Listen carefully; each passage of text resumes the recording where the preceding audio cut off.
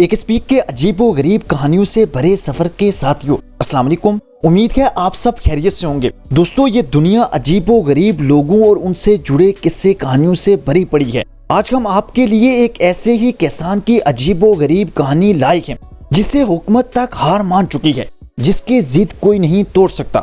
दोस्तों, किसी भी एयरपोर्ट के दरमियान में रहना आसान काम नहीं है, खास तौर पर तब जब आपको हर वक्त जहाजों का शोर ही सुनाई देता रहे। लेकिन ये कहानी एक ऐसे ही जिद्दी शख्स की है जो जापान के दूसरे बड़े एयरपोर्ट के एन दरमियान में रहता है। ये अपना घर छोड़ने को किसी भी सूरत तैयार नहीं होता। नरीता एयरपोर्ट जापान के शहर टोक्यो में मौजूद है। ये जापान का दूसरा बड़ा एयरपोर्ट है। इस एयरपोर्ट पर हर साल 4 करोड़ से ज्यादा मुसाफिर और 2.5 लाख फ्लाइट्स ऑपरेट होती हैं। यानी ये जापान का मसरूफ तरीन एयरपोर्ट है। लेकिन इस एयरपोर्ट पर मुसाफिरों को एक अजीब मंजर देखने को मिलता है जो उन्हें हैरान कर देता है। इस एयरपोर्ट के रनवे के बिल्कुल दरमियान में एक घर मौजूद है जहां एक किसान अपनी फैमिली के साथ रहता है। इस आदमी का नाम तकाओ शीतू है। इसी आदमी के घर की वजह से नरीता एयरपोर्ट के रनवे को थोड़ा साइड पर करके बनाना पड़ा, क्योंकि इसका घर रनवे के एन दरमियान में आ रहा था। लेकिन सोचने की बात यह है कि इतने बड़े एयरपोर्ट पर यह घर कर क्या रहा है। इस एयरपोर्ट का काम 60 साल पहले शुरू किया गया था। उस वक्त यहाँ 31 घरों पर मुश्तमिल गांव हुआ करता था। ये सारे लोग किसान थे जो यहाँ सब्जियां उगाकर अपनी जिंदगी गुजार रहे थे। ये किसान नस्ल दर नस्ल 100 साल से भी लंबे अरसे तक इस गांव में रह रहे थे। यही जमीन उनका असल घर था। मगर फिर भी जापानी हुकूमत ने यह फैसला किया कि यह जगह एयरपोर्ट बनाने के लिए बहुत अच्छी है। इसलिए हुकूमत ने उन किसानों से मुंह मांगी कीमत पर अपनी जमीन छोड़ने का मुतालबा किया। भारी मुआवजा लेकर तमाम किसानों ने अपनी अपनी जमीन बेच डाली, सिवाय एक आदमी के जो तकाओ शीतू का बाप था। उसका नाम ताओची था। उसने अपनी जमीन और अपना घर छोड़ने से साफ साफ इनकार कर दिया। जापान के कानून के मुताबिक हुकूमत किसी भी शख्स से जबरदस्ती उसका घर खाली नहीं करवा सकती, न उसकी जमीन छीन सकती है। हुकूमत ने बहुत कोशिश की कि ताओची किसी भी कीमत पर अपना घर बेच दें ताकि वहां एयरपोर्ट का रनवे बनाया जा सके। लेकिन ताओची किसी भी सूरत न माने और बड़ी से बड़ी रकम की पेशकश भी ठुकरा दी।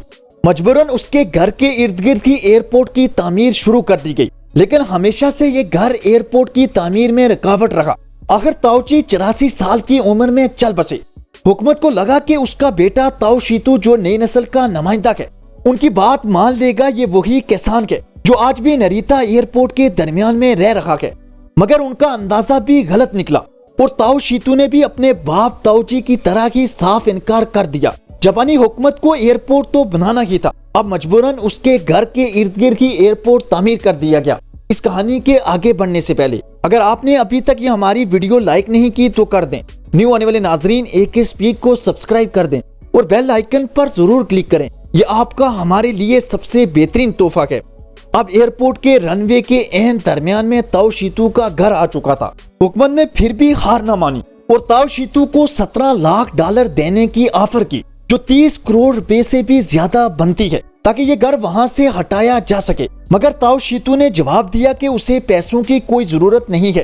वो सब्जियां उगाकर ही खुश रहता है और उसका गुजारा हो रहा है। वो अपनी जमीन और अपना घर कभी भी नहीं छोड़े या बेचेगा। जापानी हुकूमत कई बार ताओ पर अदालत में केस भी कर चुकी थी, मगर हर बार वो डट जाता और अपनी जमीन का केस जीतकर ही घर आता है।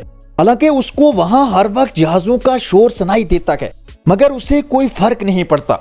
उसने तो अपने घर की खातर 30 करोड़ रुपए तक को ठोकर मार दी थी। ये किसान आज भी जापान के दूसरे बड़े एयरपोर्ट नरीता एयरपोर्ट के एन दरमियान में अपनी सब्जियां उगाता है और जहाज उसके सर के एन ऊपर से गुजरते रहते हैं। इस एयरपोर्ट पर यह इंतहाई दिलचस्प मनाजिर होता है। ताओ की कहानी काफी मशहूर हो चुकी है और जापानी लोग अपनी मऊ जैसी जमीन से मोहब्बत करने की वजह से उसे काफी सपोर्ट भी करते हैं। इसलिए हुकूमत भी उस किसान के सामने मजबूर हो गई है। दोस्तों, आपको हमारी ये कहानी कैसी लगी कमेंट सेक्शन में ये जरूर बताइएगा। खुश रहें और खुशियां बांटें, यही इस आर्जी जिंदगी का हुस्न है। शुक्रिया।